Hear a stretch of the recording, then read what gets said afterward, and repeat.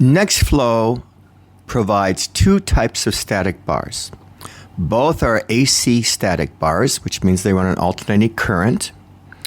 One is a standard strength static bar, which is applicable for most applications. The second is a much stronger XXX static bar, which has about 3 times the output in ions of the standard static bar. This is especially useful for very highly charged static surfaces.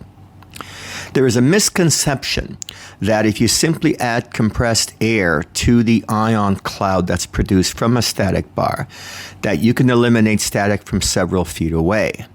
This is only partially correct, because once you start pushing an ion cloud toward a statically charged part to eliminate the static, you will start to dilute some of those ions. So it actually is a bit weaker when it hits the surface.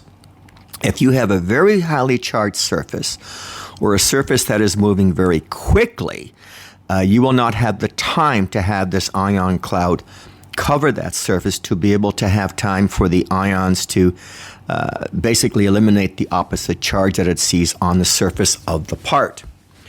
In this case, you simply need to use a much stronger static bar. So it's not just on distance, it also depends very much on the concentration and level of static that's on the target. Hence, being able to offer two different types of static bars.